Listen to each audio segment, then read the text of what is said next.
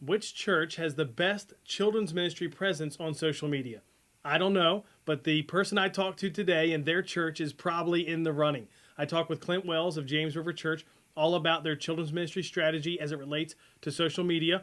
We talk about the strategy behind it, who their target audience is, and more in this interview. Now, this interview is part of bonus content for the new digital church course. So if you're interested in helping your church leverage digital better to reach more people, check out newdigitalchurch.com. And if you want to see more videos like this one in this series, make sure you subscribe to this channel.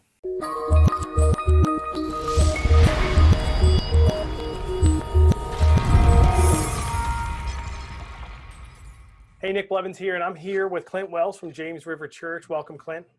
Hey, how's it going? Good. How you doing? Doing good. Yeah, life is good, and getting ready for church tonight. So it's good week. So how about you tell us a little bit about you, your family, and James River Church?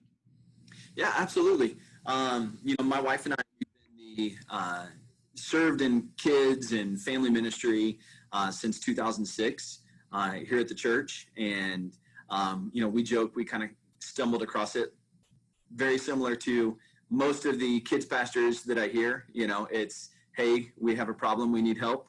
Can you come in? And so we're volunteering. My wife and I are both, actually, our background is education. And so we were both elementary school teachers and just loved the church and served the church. And so, it was around that time that we were asked to step into full-time as children's pastors here at the church. And then since then, the church has grown, so James River is a multi-site church. So we have four campuses, and my wife and I serve as the next gen pastors, and primarily oversee the elementary ministry. So that would be kind of our direct oversight, but have influence over all of the family ministries all the way up through 12th grade. And yeah, we love it.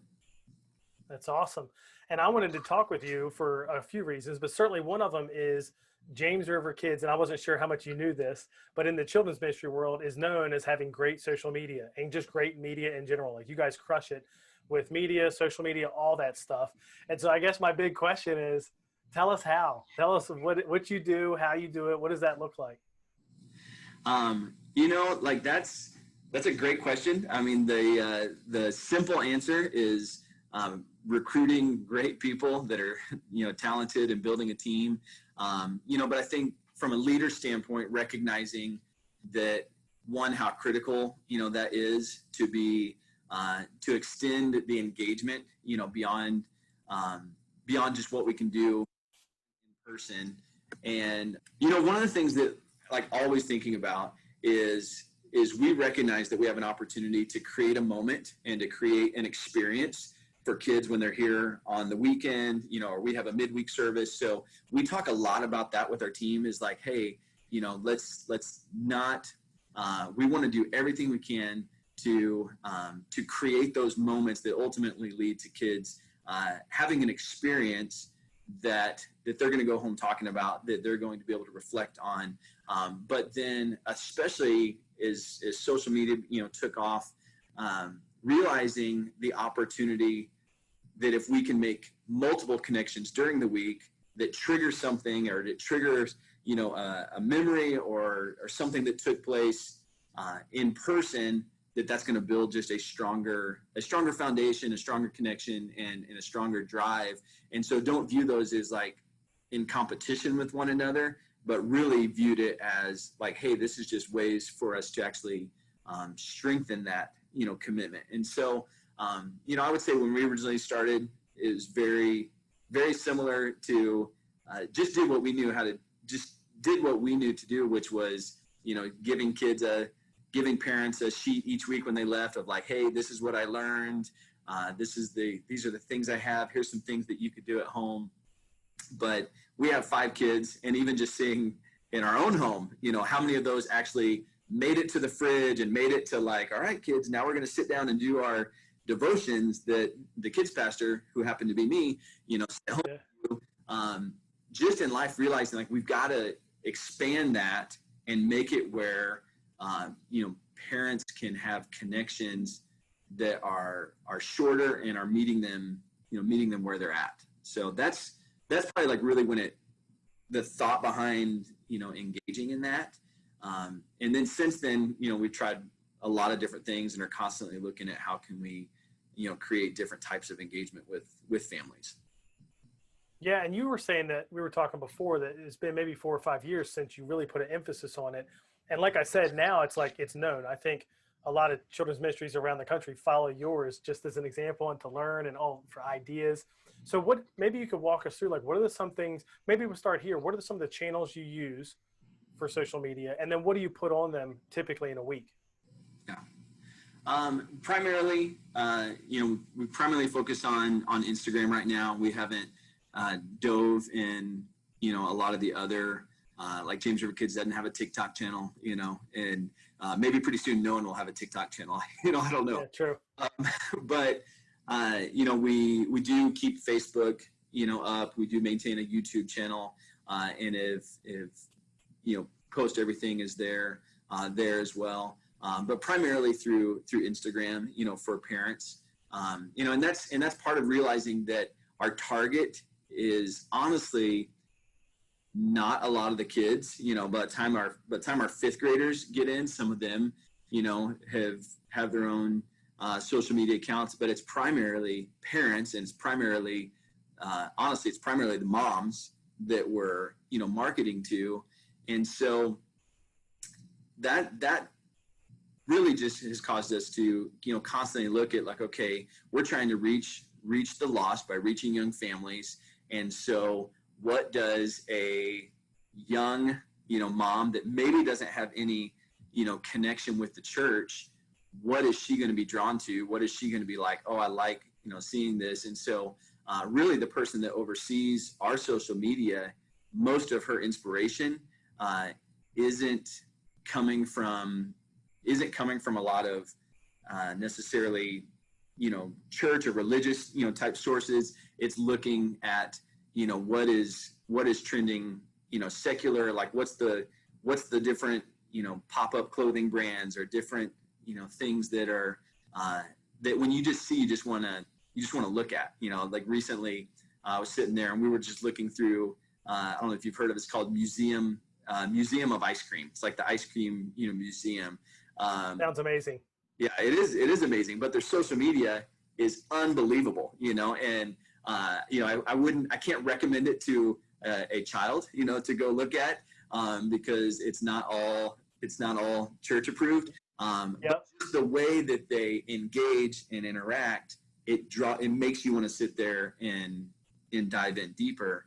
And so that really would be the why, behind what we do is like, we want to cause parents to feel really excited about the brand that they're interacting with, and so that's a lot of what I talk with our team, about is any interaction we have with families is they're interacting with the brand. Now we realize, hey, the product is a relationship with Jesus Christ, a life, with him and with kids. We're developing this foundation and all those things. So like, we recognize that's what we're ultimately trying to get to. But the first entry point to that is just, how do people feel about interacting with the brand of James River Kids? And so we try to focus on working to the best of our ability with the time and resource we have on just making parents excited about like, man, we love the brand of James River Kids. Well, and I think you're winning. I think that's working because, like, I know I love the brand of James River Kids as someone who watches from afar. What are some of the things, and maybe you have, like, I don't know, I'm going to ask now, do you have, like, a system, like, every week we kind of put these things on there, and then we add in other stuff that's more off the cuff or, spontaneous? Or is it mostly, no, we just try to think about it all the time, and, oh, you know what, we should put that on there, and we should put that on there. Like, how does that work? How do you know what to put on that channel? It's a little bit of all of it. I wish I could say that it's always like, hey, we sit down and have this, master plan. But I think that's the thing about social media is you have the ability to make changes in real time and respond to what needs to be responded to. So for example, right now, our social media looks totally different because where the church is in 21 days of prayer and fasting. And so there's also the aspect of, we understand that like our primary purpose is to be a champion of the church and not just a champion of the kids brand. And so right now it looks very heavy towards the 21 days of prayer and fasting, because that's what we're championing as the church. And so, whereas a lot of times, we would say, okay, we want it to all kind of, flow together, and between, the stories and the feed, that all is telling one story. Right now, the only story it's telling is, hey, we're encouraging parents and kids to engage in prayer. And so right now, just every day, it's a different short, IGTV video that is a devotion for the kids to do, that they can do or follow along, where we can pray with them, where they can feel like they're participating in it as well. At other times, especially when it's leading up to an event, whether that's camp or whether that's a fall event, there's going to be a lot more strategy involved. Okay, what are different types of posts that we need that are going to, catch people's attention, but also give them information that's going to ultimately, like, hey, we're trying to say, you need to register for this. You need to be a part of this. You don't want to miss this. But we're going to do that through a lot of different angles and things. So, so it's a little bit of both and sometimes that gets broken up, so most of the time, I'll sit down, or even just the person that designs it, she'll say, hey, this is the direction that we're going. And she'll create and schedule out posts so that they fit in together into that one big, overall picture, which when people are scrolling through, I mean, that's probably what's eye-catching. So a lot of times people are saying, hey, I like that. And that part of it it would be very complicated for me, but it's not incredibly complicated for her, who has graphic design, background. And she's like, hey, I just create one giant, look, and then I break that up and do a grid, and those become our different posts. So. Yeah, I'm going to share my screen so that people can see some of this while we're talking. And I wanted to ask you, you mentioned somebody that does it. Is it kind of like one person? I mean, you obviously have influence in it. You probably can jump in there and do things at different times. But like, who all is involved? Is it mostly that one person? It is. Or is it spread out? That girl that is the top middle, that is Maddie Walker. Uh-huh. And she's our North Campus kids pastor. She gave herself the title, and I liked it. She's the James River Kids Imagineer. So nice. She, has an eye for what's going to look good and what's going to, communicate, what the brand is, which essentially the brand is life, so it's like, we want pictures. We want it to communicate like, hey, this is a place where you're going to experience, life. Like, it's going to be fun. It's going to be full. It's going to be, we don't use a lot of muted, colors. Like, we want it to be bright, happy, engaging. And so, that's the goal behind there. The videos is a little bit of a newer thing, on seeing that people are more likely to sit there and watch a, 1.5 minute IGTV type video than a really long video. So whenever possible, we use clips there to hopefully drive them to watch the full thing on YouTube. So yeah, you can see a lot of the, changes, and you can kind of see in here, like, this is when we're all, shut down and doing COVID. Yeah. So that's really when the videos increase, because we have a lot of things in there, like devos and, connect that we're trying to make with kids, because we know that they're just at home for hours scrolling through those things. That's awesome. So you said, and I know there's been points where you were talking about the grid, where there's a certain look to all of it. You said you do that every now and then, but it's not necessarily something you always want to do. Yeah, and you can kind of, as you get back to pre-COVID, you can see some of that to where it more links in, to one picture, like right there where you're on now is talking about, it's like the what's happening in October, and then you can kind of see everything there ultimately is building up to the October 31st party, which was a huge, outreach that our church has done for years. but that's kind of what I mean in there is like it's building, building to tell, one big story with the Yeah, and you can see the color scheme, like same background here is in all of these pictures.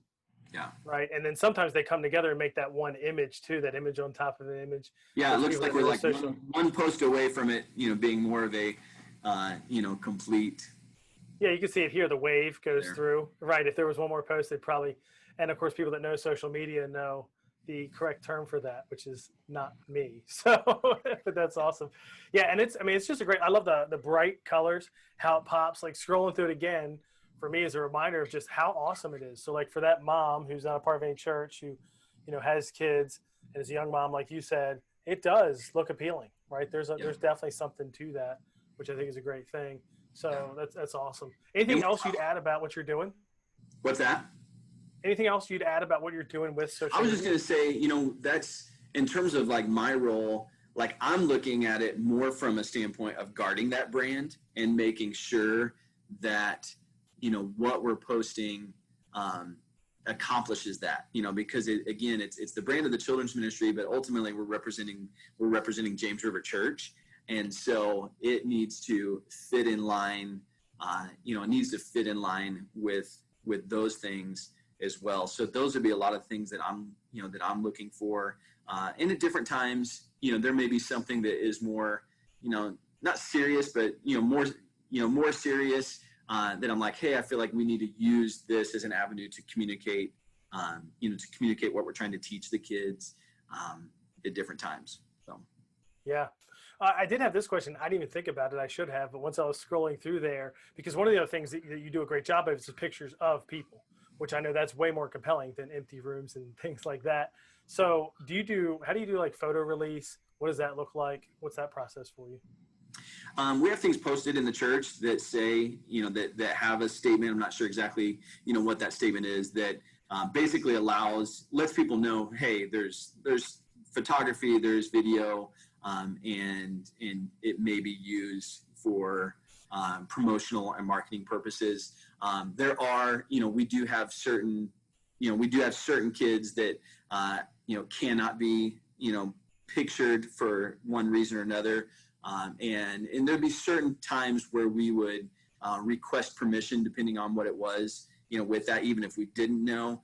At our camps, that would be one specifically, is that we have, a list of kids that can or cannot have their pictures taken. So it really just depends. But for the most part, if it's just, weekend services, church worship, type avenues, that there's an understanding, that says, hey, like this is, by being here, this is a potential, of having your picture taken. So. Yeah, that makes sense. A lot of churches do that. Some of them even might build another thing in the release or like in the camp registration or whatever. So that makes a lot of sense too. Yeah. I want to shift gears if we can, because the other thing I want to ask you about, I mean, we could talk about that all day. I love what you do. People need to check that out for sure. Did you said your numbers, you saw them dip like a lot of people did. They came back when you changed that format and got more creative.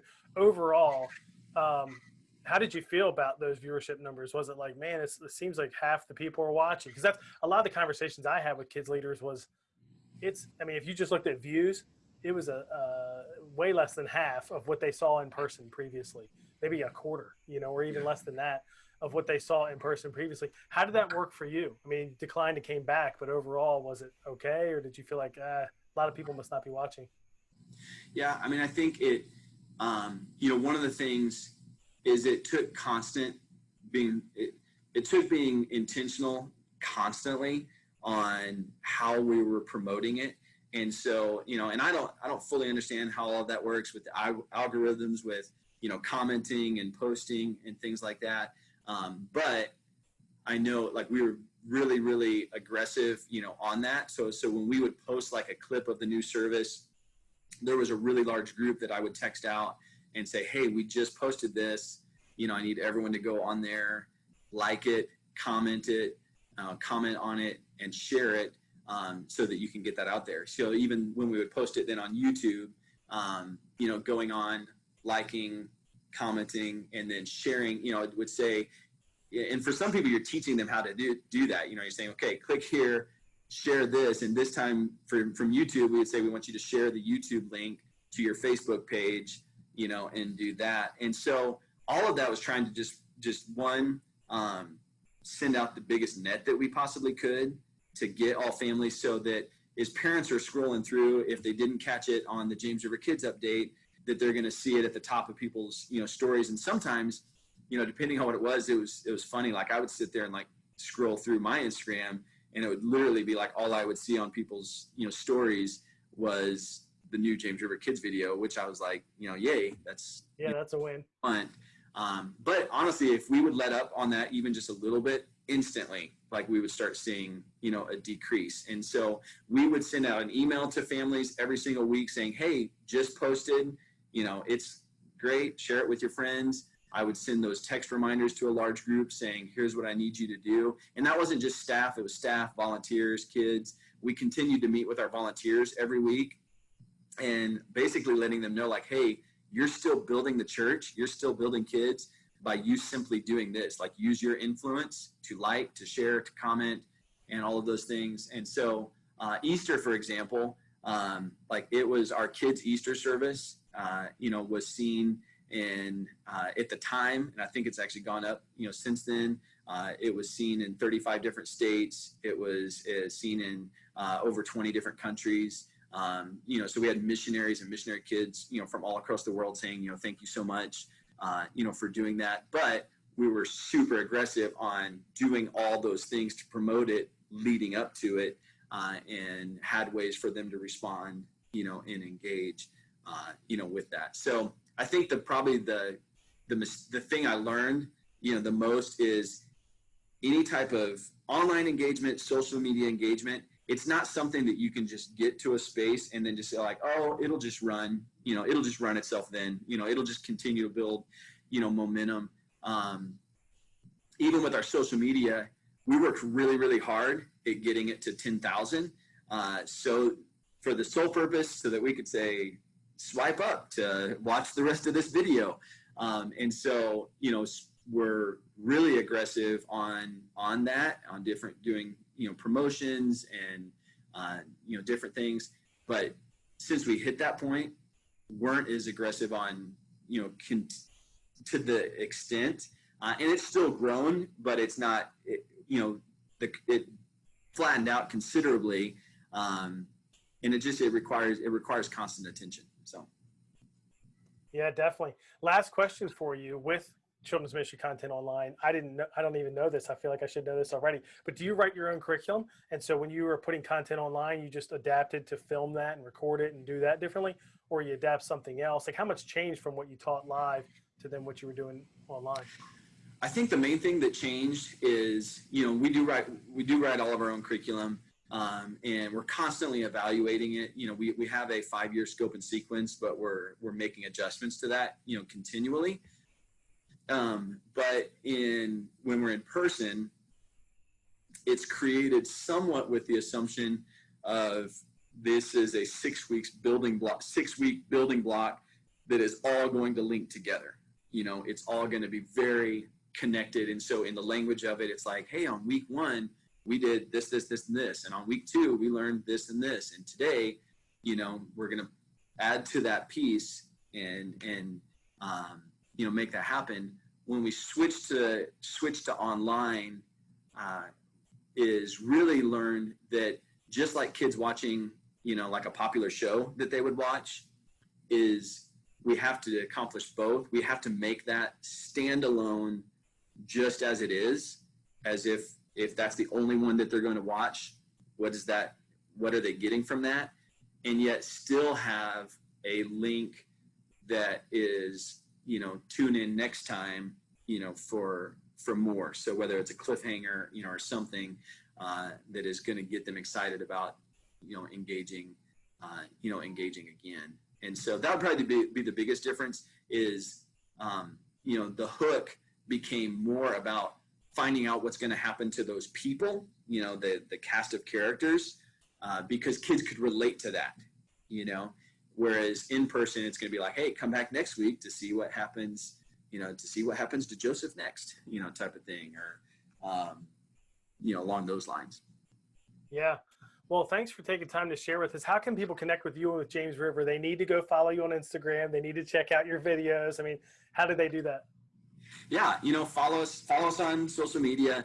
If you DM us on James River Kids, we'll follow up. We'll get back with you. And honestly, that's how this connection, was made, is through that. And so we will connect.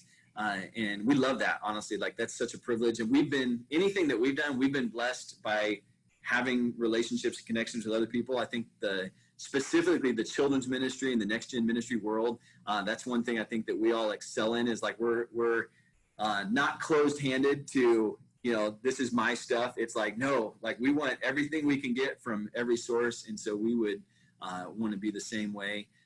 You could also, they could email me as well. So it's just cwells@jamesriver.church, and would be glad to, connect with people. So. Awesome. Well, thanks for what you all do. I'm telling you, it is like the place to go for kids ministry to look at social media. So keep up the great work. Maybe it'll be 20,000 and continue to influence people in and around your church. It's awesome. Thanks, Clent. Well, thanks, Nick. And thank you for all that you do just to build the kingdom and to try to help everyone, have a bigger picture, about, what's taking place and the opportunities. So appreciate your ministry, and what a blessing you are.